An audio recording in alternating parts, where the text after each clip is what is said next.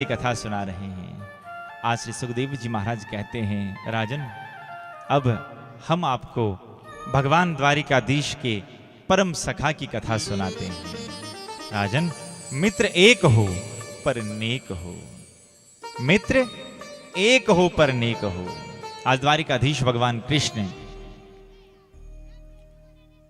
की मित्रता के बारे में कहने लगे कि कृष्णा शासित सखा कश्चित ब्राह्मणो ब्रह्मवितम विरक्त इंद्रियार्थेषु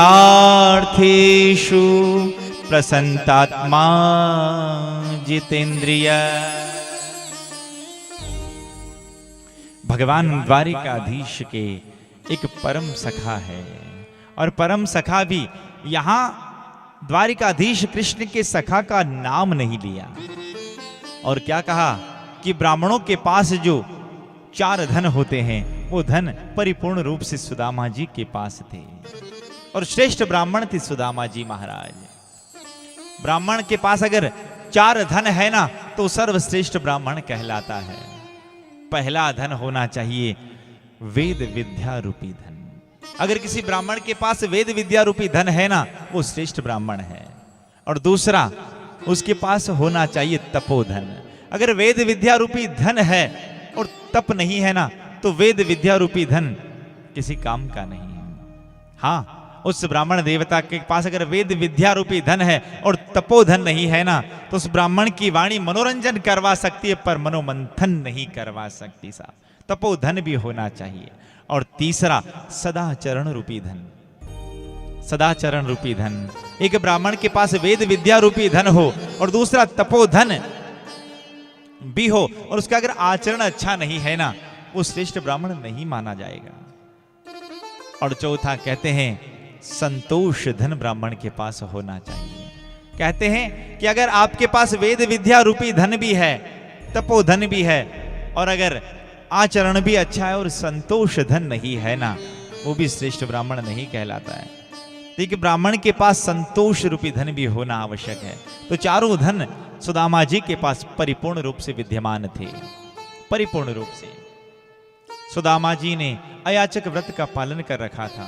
केवल और केवल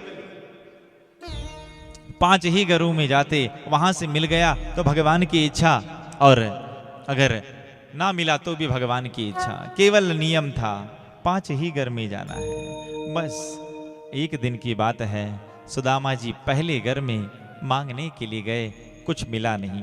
दूसरे घर में गए, कुछ मिला नहीं। फिर तीसरे घर में गए, सुदामा जी को कुछ नहीं मिला। फिर चौथे घर में भी सुदामा जी खाली हाथ, 5वें घर से भी सुदामा जी खाली हाथ। और कहते हैं जब सुदामा जी खाली हाथ वापस घर लौटे ना तब आज सुदामा जी की जो अर्धांगिनी थी सुशीला, वो सुशीला अपने पतिदेव जी को कहने लगी, अरे कोई बात नहीं ना, आज मैं बच्चों को संभाल लूंगी। और कह दिया बच्चों को, बेटा आज 11 है। और जो कहा कि आज 11 है, और जब इस प्रकार की जब बात चली बच्चे भी मान गए। अगले दिन सुदामा जी वापस गए, और वापस गए ना तो भी वापस खाली हाथ लौटे। आज बच्चों ने अपने आप को संभालते हुए कहा, अरे पिताजी हमें भूख भी नहीं है। 3 दिन तक बच्चों को कुछ मिला नहीं, और चौथे दिन सुदामा जी गए। सुदामा जी को केवल और केवल 2 मुट्ठी चावल की मिली थी। केवल 2 मुट्ठी चावल की। सुदामा जी के मन में विचार आया कि चलो चलो हमारे बच्चों को तो तृप्ति मिलेगी, बच्चों की भूख तो मिटेगी। बस वो 2 मुट्ठी चावल की लेकर सुदामा जी अपनी झोली में बांध कर ला रहे हैं। पर योग की बात है, सुदामा जी को जो धोती थी ना उस धोती में छेद था, और वो जो चावल के दाने एक एक एक एक करते करते करते नीचे गिर रहे हैं। सुदामा जी को पता ना था। सुदामा जी ने सुशीला को आवाज लगाई और कहा, अरे सुशीला आज मुझे कुछ चावल मिले हैं, बच्चों को खिला दे। और जो कहा कि कुछ चावल मिले हैं तो बच्चों को खिला। सुदामा जी ने झोली आगे की ना तो उसके भीतर केवल और केवल 2 चावल के दाने बचे थे। केवल 2 चावल के दाने।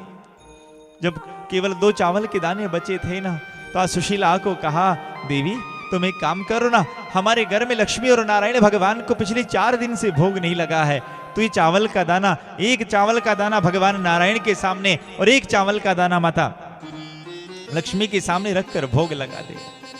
और जो ही सुशीला ने एक चावल का दाना भगवान नारायण के सामने और एक चावल का दाना माता लक्ष्मी के सामने रखकर भोग लगाया ना, तब वैकुंठ में बैठे बैठे माता लक्ष्मी की आंखों से अश्रुधारा बहने लगी।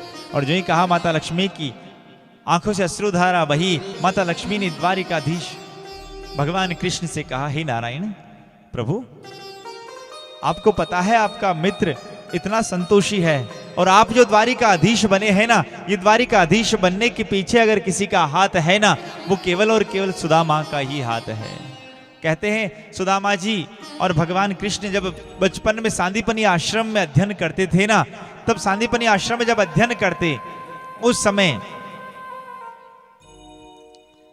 गुरु माता को चने देती थी और कहती थी कि जब लकड़ियां लेने जाओ ना, तो भूख लगे तब इन चनों को पा लेना। एक दिन की बात है, सांदीपनी आश्रम से कुछ चने लेकर सुदामा जी ने अपने पास रखे। एक अघोरी संत मिल गए और अघोरी संत ने सुदामा जी से कहा, भैया कुछ खाने को हो तो दे दो। सुदामा जी ने कहा, रे मेरा मित्र भूखा रह जाएगा, इसलिए चने होते हुए भी मना कर दिया। तब उस संत ने श्राप देते हुए कहा कि जो भी तुम्हारे पास है उसे खाएगा वो गरीब हो जाएगा। अब सुदामा जी कान में जब ये खबर गई ना, सुदामा जी ने सोचा, मैं गरीब हो जाऊंगा तो चलेगा, पर मेरा द्वारिकाधीश गरीब नहीं होना चाहिए, मेरा कन्हैया गरीब नहीं होना चाहिए। आज एक पेड़ पर बैठकर सुदामा जी वो चने पा रहे हैं, और जब दांतों की आवाज जब सुनाई दी ना, तब इधर भगवान कृष्ण ने कहा, सुदामा जी आज आपके दांत कैसे बोल रहे हैं, क्या खा रहे हैं? अरे नहीं कन्हैया, मुझे ठंड लगी है और ठंड के मारे मेरे दांत छिटुर रहे हैं। जब कहा द्वारिकाधीश को भनक तक ना पड़ने दी, और भनक पड़े भी तो पड़े कैसे? सुदामा जी जानते थे कि द्वारिकाधीश भगवान कृष्ण ने ये चने पा लिए ना, तो मेरा मित्र गरीब हो जाएगा। मैं गरीब हो जाऊं तो चलेगा, पर मेरा मित्र गरीब नहीं होना चाहिए। आज भगवान कृष्ण के हिस्से की गरीबी भी स्वयं सुदामा जी पा गए। आज द्वारिकाधीश भगवान कृष्ण से माता लक्ष्मी ने कहा कि आप एक काम करिए ना, आपसे निवेदन है, आप कुछ न कुछ तो करिए। हे नारायण, आप सुदामा के लिए कुछ न कुछ तो सोचिए। आज भगवान नारायण ने कहा, देवी सुदामा के भाग्य में ही ऐसा ही लिखा हुआ है। आज माता लक्ष्मी ने कहा, आप चाहे कुछ भी कर लो, लेकिन मैं सुदामा जी का भाग्य बदल कर रहूंगी। माता लक्ष्मी ने घर में थोड़ी प्रेरणा करी। एक गृहिणी के मन में भाव आया कि सुदामा जी को भोजन कराऊं, और जो ही सुदामा जी को बुलाया, खीर की कटोरी सामने रखी, और खीर की कटोरी जब सामने रखी, सुदामा जी ने कहा, हमारा एक निवेदन है। क्या है? मेरे बच्चे 4-5 दिन से भूखे हैं, एक काम करो ना, ये थोड़ा खीर की कटोरी मुझे दे दो, मैं अपने बच्चों को खिला दूं। इतने में उस देवी के मन में, जो कि लक्ष्मी माता ने प्रेरणा कर रखी थी, उसने पूरी की पूरी तपेली सुदामा जी के हाथ में दे दी। सुदामा जी उस तपेली को लेकर चल रहे हैं, और चलते चलते चलते सुदामा जी जा रहे थे, अचानक से एक पत्थर आया और पत्थर पे ठोकर लगी और सुदामा जी धड़ाम से नीचे गिर गए।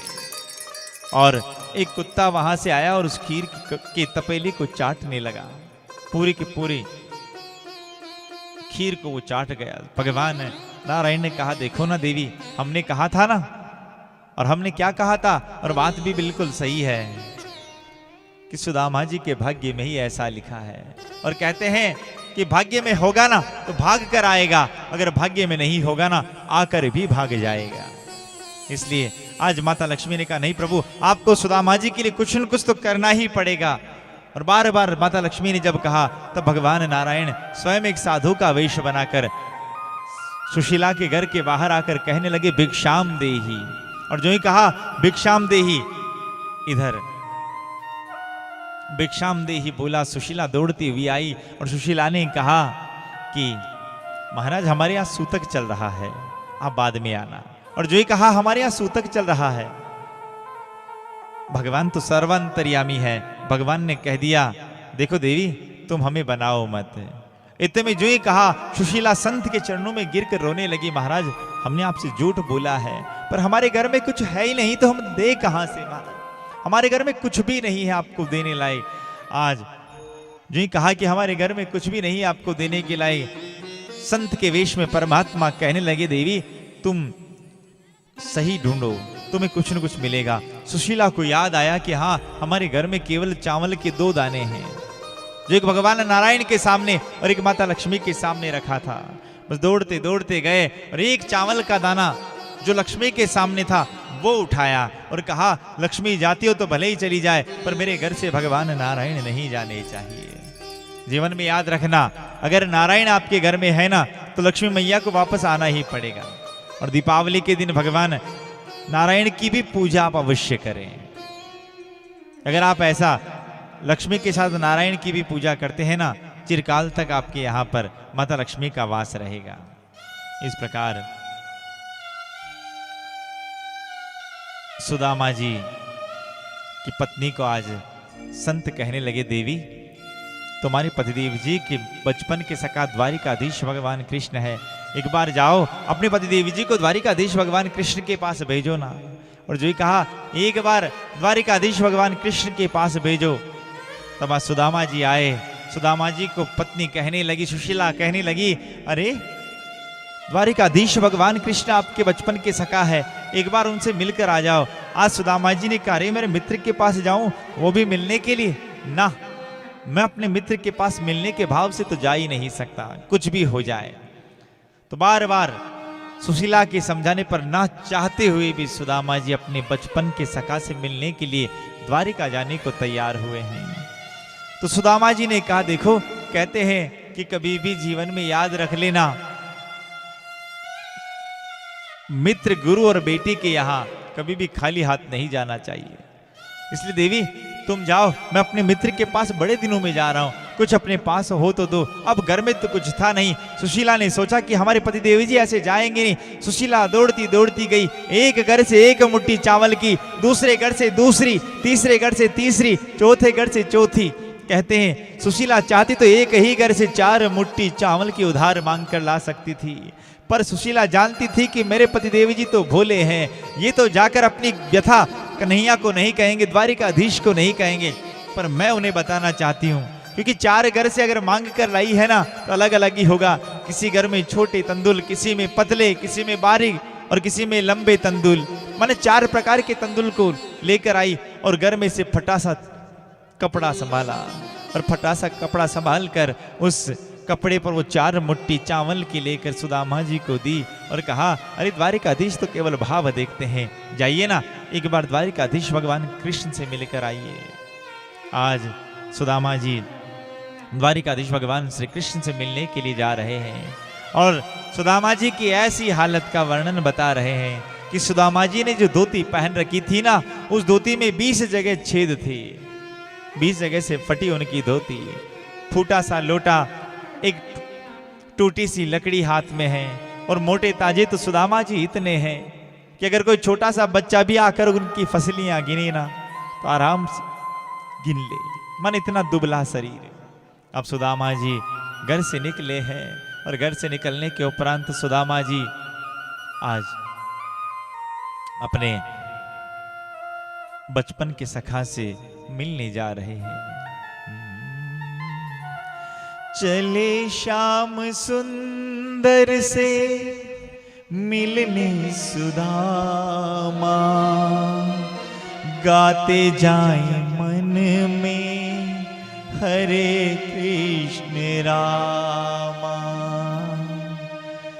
गाते जाए मन में हरे कृष्ण रामा।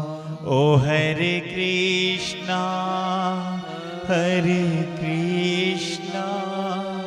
कृष्णा कृष्णा हरे हरे, हरे कृष्णा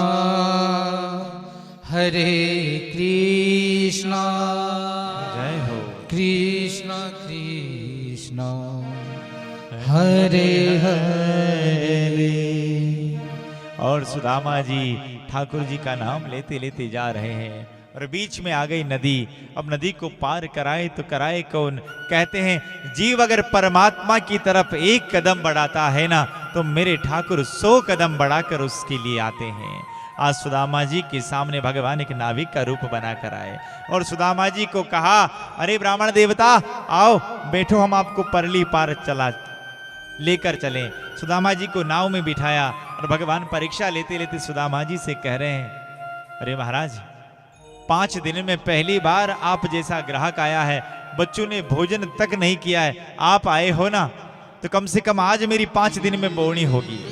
और सुदामा जी ने कहा, राम राम, हमारे पास है क्या जो हम आपको देंगे? और भगवान ने मन ही मन सोच लिया कि बिना लिए हुए छोड़ूंगा नहीं। और सुदामा जी ने सोचा परली पार उतरते ही भाग जाऊंगा। बस सुदामा जी धीरे धीरे धीरे परली पार उतरने लगे और उतरकर जो ही भागने लगे और भगवान ने धोती पकड़ ली। और भगवान ने कहा, भैया दे दे। तो सुदामा जी ने कहा, भैया नहीं दूं, दे दे, नहीं दूं, दे दे, नहीं दूं, बार बार कहा दे दे, नहीं दूं। देते में कहा, भैया मेरे पास कुछ नहीं है। तो द्वारिकाधीश जो नाविक के रूप में उन्होंने कहा, जो तुम्हारे पास हो वो दे दे।